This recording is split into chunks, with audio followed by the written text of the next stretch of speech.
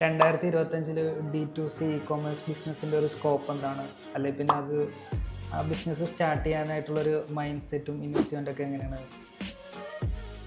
Okay, 2025 D T C e commerce ഒരു നല്ലൊരു സ്കോപ്പാണ്. കാരണം ഇപ്പോൾ കഴിഞ്ഞ ഒരു 3-4 വർഷമായിട്ട് ഇപ്പോൾ നമുക്ക് തന്നെ കാണാൻ പറ്റും ഒരുപാട് ബ്രാൻഡുകൾ വന്നിട്ടുള്ളത്. ഇപ്പോൾ D T C e commerce സെക്ടറിൽ തന്നെ ഒരുപാട് ബ്രാൻഡുകൾ വന്നിട്ടുണ്ട്. ഇപ്പോൾ നമ്മളിപ്പോൾ ഷാർക്ക് ടാങ്ക് ഇന്ത്യ പോലെയുള്ള ഒരു പ്രോഗ്രാമൊക്കെ കണ്ടാലും നമുക്ക് കാണാൻ പറ്റും. അതിനകത്ത് ഏറ്റവും കൂടുതൽ വരുന്നത് ഈ വരുന്ന ബിസിനസ് എല്ലാം ഈ D T C e commerce ആണ്. അത് പല കൈൻഡ് ഓഫ് കാറ്റഗറി, പല കൈൻഡ് ഓഫ് നിഷസ് ബേസ്ഡ് ആയിട്ട് വരെയാണ്. അപ്പോൾ അവർ ആ ഒരു പ്ലാറ്റ്ഫോമിൽ വരുന്ന എല്ലാ ബ്രാൻഡിനെയും നമുക്ക് നോക്കിയാൽ ഒരു നല്ല രീതിയിലൊക്കെയാണ് പിന്നെ മുന്നോട്ട് പോകുന്നത്. അപ്പോൾ ഇതിന് ഇന്ത്യയിൽ സത്യം പറഞ്ഞാൽ ഇത് D to C e commerce ബ്രാൻഡ്സിന് നല്ലൊരു മൂവാണ് ഇനി വരാം. ഇപ്പോൾ ഓൾറെഡി ബൂമിലാണ്. ഇപ്പോൾ ഇനി അങ്ങോട്ടും നല്ലൊരു ബൂം ഉണ്ടെന്നാണ് എൻ്റെ ഒരു വിശ്വാസം. കാരണം ഇതത് മെയിനായിട്ടുള്ള കാരണം നമ്മുടെ ഇന്ത്യയിലുള്ള എക്കോസിസ്റ്റം തന്നെയാണ്. ഇന്ത്യയിലുള്ള ഒരു സ്കേലബിലിറ്റി എക്കോസിസ്റ്റം ഈ ബിസിനസ്സൊക്കെ ഉണ്ട്, ഇ കോമേഴ്സ് ബിസിനസ്സിനുണ്ട്. അതിൻ്റെ മെയിൻ ആയിട്ടുള്ളൊരു സ്കേലബിലിറ്റി എക്കോസിസ്റ്റം എന്ന് പറയുന്നത് എസ്പെഷ്യലി ഇപ്പോൾ ഫസ്റ്റത്തെ ഒരു കാര്യം പറയുകയാണെങ്കിൽ ഇപ്പോൾ ആഡ്സ് മാത്രമല്ല നമ്മൾ ഈ സോഷ്യൽ പ്ലാറ്റ്ഫോംസ് ഒക്കെ എല്ലാം ഇപ്പോൾ സോഷ്യൽ പ്ലാറ്റ്ഫോംസിലാണല്ലോ കൂടുതലും ആഡ്സും കാര്യങ്ങളൊക്കെ ചെയ്യുന്നത്. അപ്പോൾ അത് ആഡ്സ് പ്ലാറ്റ്ഫോം ആയാലും അതിൻ്റെ ഓർഗാനിക് പ്ലാറ്റ്ഫോം ആയാലും സോഷ്യലിൻ്റെ ഓർഗാനിക് പ്ലാറ്റ്ഫോം ആയാലും ഇപ്പോൾ ഈ അൽഗോരിതം എല്ലാം മെയിൻലി ഈ ഒരു ബിസിനസ്സിൻ്റെ സപ്പോർട്ടീവ് ആയിട്ടാണ് ഇപ്പോൾ അത് അവർ ബിൽഡ് ചെയ്തുകൊണ്ടിരിക്കുന്നത്. ഇപ്പോൾ നമ്മളിപ്പോൾ ആഡ്സിൻ്റെ കാര്യം എടുത്താലും ഇപ്പോൾ മെറ്റ ആയാലും ഗൂഗിളൊക്കെ ആയാലും അപ്പോൾ അതിൻ്റെ അൽഗോരിതം അപ്ഡേറ്റ് ഒക്കെ നമുക്ക് നോക്കിയാൽ മനസ്സിലാവും. അത് നല്ല രീതിയിലൊരു ഈസായിട്ട് നമുക്ക് വളരെ ഫ്രണ്ട്ലി ആയിട്ട് തന്നെ ആഡ്സിലോട്ട് എൻ്റർ ചെയ്യാൻ ഒരു ബിഗിനറിനെ പോലെ എൻ്റർ ചെയ്യാമെന്നുള്ള രീതിയിലാണ് അവരുടെ ആ ഒരു അൽഗോരിതം ഒക്കെ വർക്ക് ആയിക്കൊണ്ടിരിക്കുന്നത്. അപ്പോൾ മെറ്റയുടെ കാര്യം എടുക്കുകയാണെങ്കിൽ അവർ കൂടുതലും ഈ ബ്രോഡ് ടാർഗറ്റിങ്ങിലോട്ട് ഇറങ്ങിയിട്ടുണ്ട്.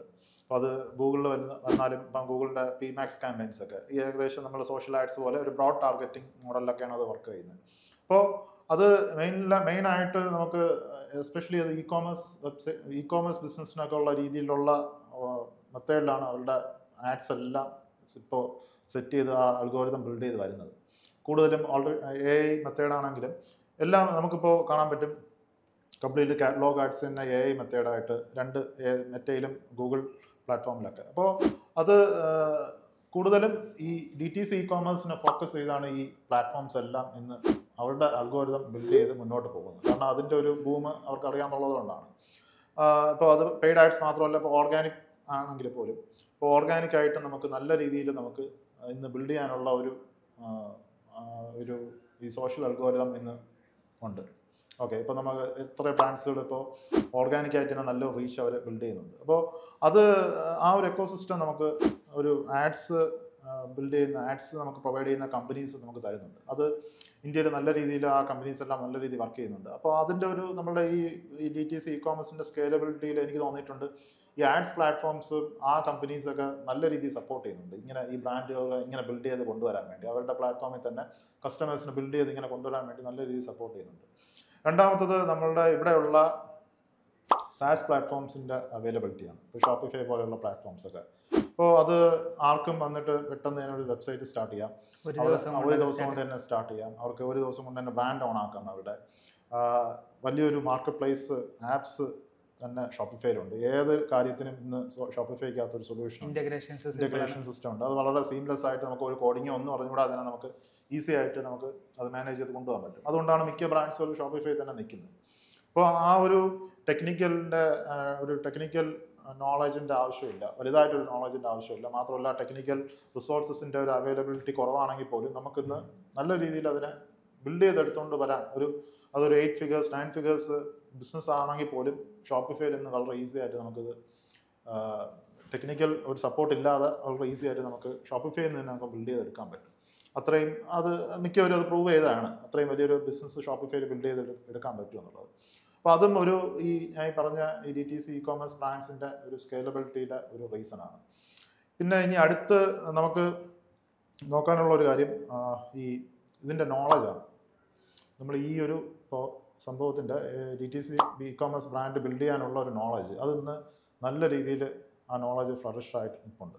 എസ്പെഷ്യലി ഇപ്പോൾ യൂട്യൂബ് പോലത്തെ കോണ്ടൻസും അല്ലെങ്കിൽ ഈ D T C already build ചെയ്ത് കഴിഞ്ഞ നല്ല ഫൗണ്ടേഴ്സ് വലിയ രീതിയിൽ ലെവലായിട്ടുള്ള ഫൗണ്ടേഴ്സ് അവരുടെ നോളജ് അവർ പുറത്തോട്ട് ഷെയർ ചെയ്യുന്നതും അതൊക്കെ ഇന്ന് ഒരുപാട് പേർക്ക് ഈ ബിസിനസ്സിലോട്ട് എൻ്റർ ചെയ്യാനുള്ള ഒരു ഇൻസ്പിറേഷൻ ആയിട്ടുണ്ട്. സപ്പോർട്ട് ആ ഒരു ഇൻസ്പിറേഷനും സപ്പോർട്ടും അവർക്കായിട്ടുണ്ട്. അപ്പോൾ അതും ഈ ഒരു സ്കേലബിലിറ്റിയുടെ ഒരു ഫാക്ടറാണ്. അപ്പോൾ അത് കൂടുതൽ പേര് വന്നാലും ആക്ച്വലി ഈ ബിസിനസ് നല്ല രീതിയിൽ ബൂമാവാത്തേ ഉള്ളൂ. കാരണം ഇത് നമ്മൾ ഏറ്റവും നല്ല ഒരു സർവീസസ്, നല്ല പ്രോഡക്റ്റ്, നല്ല സർവീസസ് കസ്റ്റമറിന് കൊടുക്കുകയാണെങ്കിൽ ഡെഫിനറ്റ്ലി ആ കസ്റ്റമർ ആ പ്രോഡക്റ്റ് അത് വാങ്ങും. ഓക്കെ, അതിന് നല്ലൊരു റിവ്യൂവും കാര്യങ്ങളൊക്കെ നമുക്ക് ഉണ്ടാവും. അപ്പോൾ DTC ഇ-കോമേഴ്സിൻ്റെ സ്കോപ്പ് ഇനി അങ്ങോട്ടും നല്ല മൂവ്മെൻ്റ് ആണ്. നമുക്കത് ആ ബിസിനസ് കറക്റ്റായിട്ട് മനസ്സിലാക്കി ചെയ്യുകയാണെങ്കിൽ ഡെഫിനറ്റ്ലി നല്ലൊരു പ്രോഫിറ്റബിൾ ബിസിനസ്സായിട്ട് നമുക്ക് പെട്ടെന്ന് തന്നെ, മീൻസ് അത് ഒരു ട്രഡീഷണൽ ബിസിനസ്സിനെക്കാളും ഒരു 100 times ഫാസ്റ്ററായിട്ട് നമുക്ക് ഈ ബിസിനസ്സിനെ ബിൽഡ് ചെയ്ത് കൊണ്ടുവരാൻ പറ്റും. അപ്പോൾ ഇത് സ്റ്റാർട്ട് ചെയ്യാനുള്ള ഒരു മൈൻഡ് സെറ്റ് എന്ന് പറയുന്നത്, മൈൻഡ് സെറ്റാണ് ഏറ്റവും വലിയ ഇമ്പോർട്ടൻ്റ് കാര്യം. കാരണം നിങ്ങളത് ഫസ്റ്റ് ബിഗിനറായിട്ട് സ്റ്റാർട്ട് ചെയ്യുകയാണെങ്കിൽ ഡെഫിനറ്റ്ലി ഇതിനൊരു നല്ലൊരു മൈൻഡ് സെറ്റ് ആവശ്യമാണ്. അപ്പോൾ ഇതൊരു നമ്മളിപ്പോൾ ഞാൻ എൻ്റെ വീഡിയോസ് മിക്കപ്പം പറയുന്നത് പോലെ ഞാനിതൊരു റിച്ച് ക്വിക്ക് സ്കീം പോലെ തന്നെ കാണല്. ഇതൊരു എക്സാക്ട്ലി ഒരു ബിസിനസ് പോലെ കാണുക. ആ ബിസിനസ്സിലോട്ട് എൻ്റർ ചെയ്തതിനു ശേഷം അതിൻ്റെ ലേണിംഗ് പ്രോസസ്സ് കംപ്ലീറ്റ് ആയിട്ട് മനസ്സിലാക്കണം. കംപ്ലീറ്റ് ആയിട്ട് ഇതിൻ്റെ ഓരോ ഡിപ്പാർട്ട്മെൻറ്റ് പ്രോസസ്സും നമ്മൾ പഠിക്കണം. നമ്മളിപ്പോൾ ഒരു സെൽഫായിട്ട് ഇതിനകത്ത് ഇറങ്ങുകയാണെങ്കിൽ, ഒരു സിംഗിൾ പേഴ്സണായിട്ട് ഇറങ്ങുകയാണെങ്കിൽ പോലും, അല്ലെങ്കിൽ ടീമായിട്ട് നിങ്ങളുടെ 1-2 ഫ്രണ്ട്സായിട്ട് ഇതിനകത്ത് ഇറങ്ങുകയാണെങ്കിൽ പോലും ഇതിൻ്റെ ഒരു ലേണിംഗ് പ്രോസസ്സ് കൃത്യമായിട്ട് നമ്മൾ പഠിക്കണം.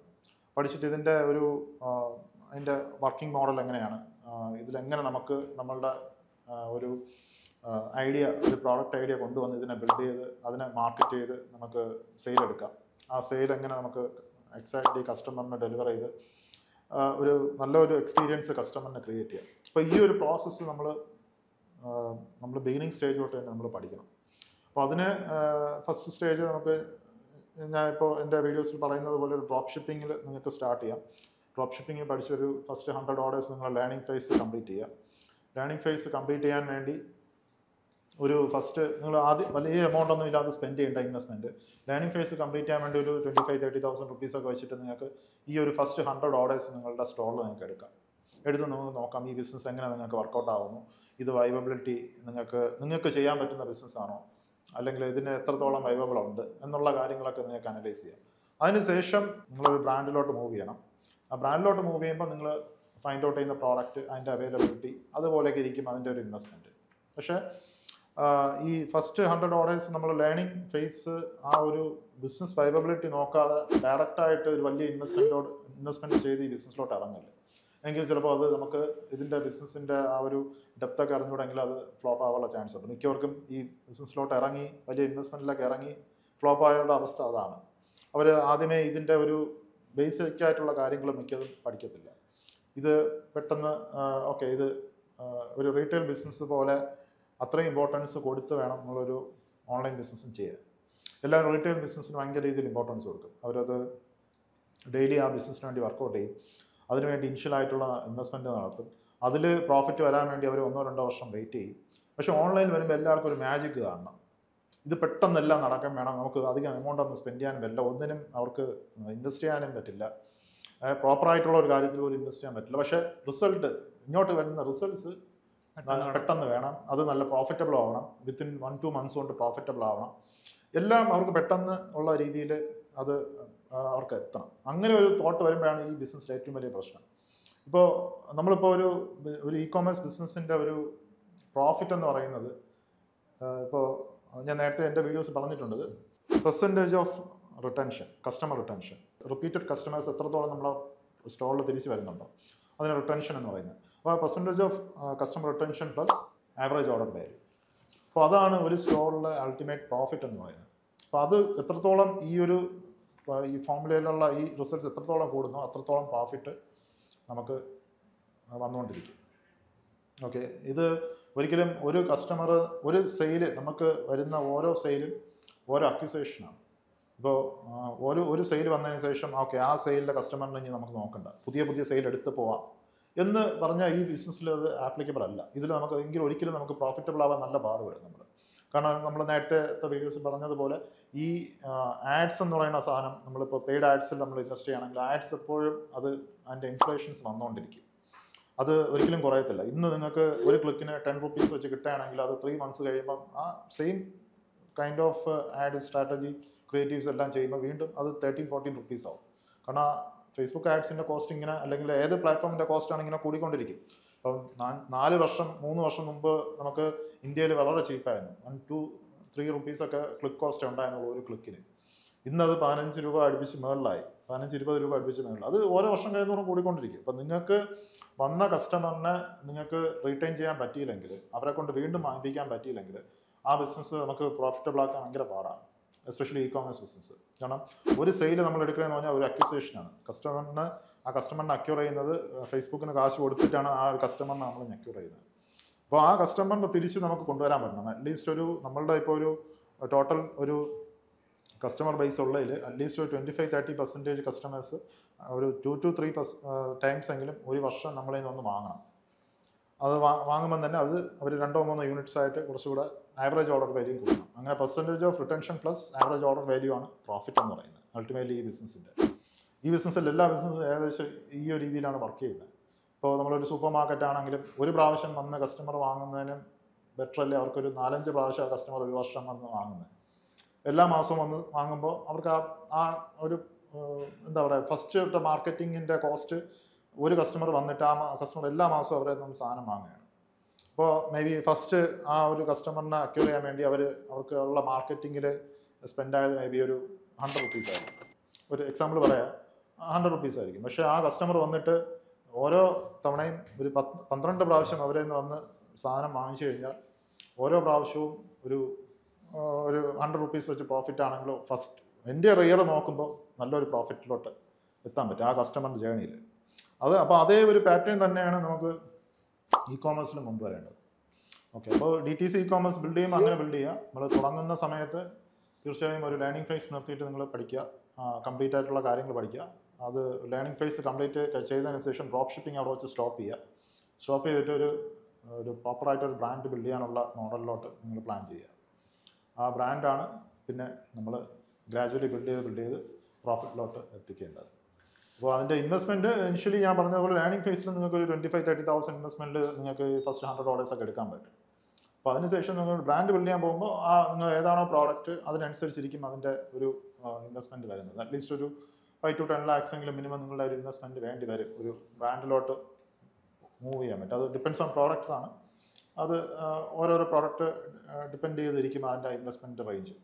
പക്ഷേ ആ ഒരു ബ്രാൻഡിലോട്ട് ഇറങ്ങുന്ന മുമ്പ് നിങ്ങൾ ഈ ബിസിനസ് ഡെഫിനറ്റ്ലി ഇത് വാലിഡേറ്റ് ചെയ്യണം. നിങ്ങളെ കൊണ്ട് ചെയ്യാൻ പറ്റും എന്നുള്ള ഒരു കോൺഫിഡൻസ് നിങ്ങൾ ഉണ്ടാക്കിയിട്ട് വേണം അതിലോട്ട് ഇറങ്ങാൻ. എന്നാൽ ആ ഒരു ജേണിയിൽ നിങ്ങൾക്ക് സക്സസ് കൊണ്ടുവരാൻ പറ്റും. പിന്നെ ഈ മാർക്കറ്റ് പ്ലേസിലുള്ള ബ്രാൻഡ്സ് D2Cയിലേക്ക് ഇപ്പോൾ വരുന്നുണ്ടല്ലോ. ഈ ആമസോണിലും ഫ്ലിപ്കാർട്ടിലൊക്കെ ലിസ്റ്റ് ചെയ്ത കുറച്ച് ബ്രാൻഡ്സ് ഇപ്പോൾ സ്വന്തമായിട്ട് D2C ബ്രാൻഡ്സ് ഉണ്ടാക്കിയ ആ ഒരു കസ്റ്റമറിനെ തന്നെ അതിനെപ്പറ്റി എന്താണ്? അല്ല, അത് മാർക്കറ്റ് പ്ലേസിൽ നിൽക്കുമ്പോൾ മാർക്കറ്റ് പ്ലേസിൽ നിൽക്കുമ്പോൾ ഈ മിക്ക ബ്രാൻഡ്സിനും റിസ്ക് ഉണ്ട്. കാരണം അവരെന്ന് വേണം ഔട്ട് ആവാനുള്ള ചാൻസ് ഉണ്ട്. ഒരു മാർക്കറ്റ് പ്ലേസിൽ ഒരു ബ്രാൻഡ് നിന്ന് കഴിഞ്ഞാൽ ഡെഫിനറ്റ്ലി ആ ബ്രാൻഡ് അവിടെ ഒരു കോമ്പറ്റീഷൻ വന്നു കഴിഞ്ഞാൽ ഇവരെക്കാളും കൂടുതൽ റിസോഴ്സസ് ഉള്ള ഒരു കോമ്പറ്റീറ്ററാണ് വരണമെങ്കിൽ ഡെഫിനറ്റ്ലി നമ്മളുടെ ബ്രാൻഡ് താഴും മാർക്കറ്റ് പ്ലേസിൽ. അപ്പോൾ വൺസ് 2-3 ബ്രാൻഡ് അങ്ങനെ വന്നു കഴിഞ്ഞാൽ നമ്മൾ ഡെഫിനറ്റ്ലി താഴും. അപ്പോൾ നമുക്ക് ഒരു മന്തിൽ കിട്ടിക്കൊണ്ടിരുന്ന സെയിൽ ഡ്രാസ്റ്റിക്കലി ഡൗൺ ആവും. അപ്പോൾ നമ്മൾ ആ 1-2 മാസം കിട്ടിയ സെയിൽ ബേസ് ചെയ്തായിരിക്കും നമ്മൾ ചിലപ്പോൾ കൂടുതൽ ഇൻവെൻട്രി അതിനകത്ത് ഇൻവെസ്റ്റ് ചെയ്യുന്നത്, കൂടുതൽ കാര്യങ്ങൾ റിസോഴ്സസ് എല്ലാം ഇൻവെസ്റ്റ് ചെയ്യുന്നത്. അവിടെ സെയിൽ ഡൗൺ ആയാൽ നമ്മൾ കംപ്ലീറ്റ് ആയിട്ട് നമ്മുടെ ബിസിനസ് ഡ്രോപ്പ് ആവും. അപ്പോൾ അത് മിക്കവർക്കും മാർക്കറ്റ് പ്ലേസിൽ മാത്രം നിൽക്കുന്നവർക്ക് പറ്റുന്ന ഒരു അബദ്ധമാണത്. അപ്പോൾ അതുകൊണ്ടാണ് മിക്ക ബ്രാൻഡുകളും അവരുടെ ഒരു DTC ബ്രാൻഡൂടെ സ്റ്റാർട്ട് ചെയ്യുന്നത്. അപ്പോൾ അതെന്ത് ചെയ്യും, അവർക്ക് മാർക്കറ്റ് പ്ലേസിൽ വരുന്ന ഓർഡേഴ്സിനെ ആ കസ്റ്റമേഴ്സിനെ അവർക്ക് ഒരു താങ്ക് യു കാർഡ് കൊടുത്ത് അവർ സെക്കൻഡ് പർച്ചേസ് ഒക്കെ കൺവേർട്ട് ചെയ്യുക ഇങ്ങോട്ട് അവരുടെ സൈറ്റിലോട്ട് കൊണ്ടുവരാൻ പറയും. മാത്രമല്ല അവരുടേതായിട്ടുള്ള ഒരു ഓൺ കസ്റ്റമേഴ്സിനെ ബിൽഡ് ചെയ്ത് അവരവിടെ കൊണ്ടുവരാണ്. മാർക്കറ്റ് പ്ലേസും വേണ്ടതല്ല, മാർക്കറ്റ് പ്ലേസും വേണം. പക്ഷേ മാർക്കറ്റ് പ്ലേസ് നമുക്കൊരു സൈഡായിട്ട് ചെയ്യാം. നമ്മളൊരു ബ്രാൻഡിൻ്റെ ഒരു ചാനലായിട്ട് മാർക്കറ്റ് പ്ലേസ് റൺ ചെയ്യുക, നമ്മളുടെ മെയിൻ ചാനലായിട്ട് നമ്മളെ DTC നമ്മളുടെ പ്ലാറ്റ്ഫോം റൺ ചെയ്യുക. അവിടെയാണ് നമുക്ക് കസ്റ്റമേഴ്സിനെ കൊണ്ടുവരേണ്ടത്. ആ കസ്റ്റമേഴ്സിൻ്റെ ഫുൾ ഡാറ്റ നമുക്ക് കിട്ടുകയാണ്. അനലിറ്റിക്കൽ പ്ലസ് അവരുടെ പേഴ്സണൽ ഡാറ്റ ഉൾപ്പെടെ നമുക്ക് കിട്ടുകയാണ്. അത് വെച്ചിട്ട് നമുക്ക് അവരെ റീടാർഗറ്റ് ചെയ്യാം. അവരുടെ പെർമിഷനോടുകൂടി തന്നെ നമുക്ക് എപ്പോഴും വേണം റീടാർഗറ്റ് ചെയ്യാനുള്ള ഓപ്ഷൻസ് ഒക്കെ ഉണ്ട്.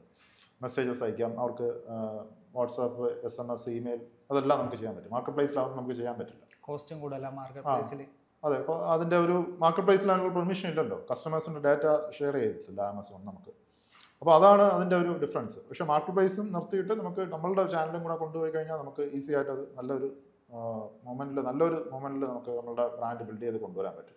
മാർക്കറ്റ് പ്ലേസ് കൂടെ നിൽക്കുന്നതും ബെറ്ററാണ്. കാരണം മാർക്കറ്റ് പ്ലേസും കൂടെ ഉണ്ടെങ്കിൽ നമുക്ക് നമ്മളുടെ ജേണി ഭയങ്കര രീതിയിൽ സ്പീഡപ്പ് ആക്കാൻ പറ്റും. ഒരുപാട് സെയിൽ അവിടെ നിന്ന് നമുക്ക് മാർക്കറ്റിംഗ് കോസ്റ്റ് ഇല്ലാതെ തന്നെ നമുക്ക് അവിടെ നിന്ന് വരും. നല്ല പ്രോഡക്റ്റാണ്, നല്ല റിവ്യൂ ഒക്കെ ഉണ്ടെങ്കിൽ അവിടെ നമുക്ക് നല്ല ഒരു സെയിൽ വരും. അപ്പോൾ അതാണ് ഇതിൻ്റെ ഏറ്റവും ബെസ്റ്റ് ആയിട്ടുള്ള ഒരു ഓപ്ഷൻ. അപ്പോൾ ഇത് ചെയ്ത് നമുക്ക് ഒരു നല്ലൊരു DTC ബ്രാൻഡ് നമുക്ക് ബിൽഡ് ചെയ്യാം.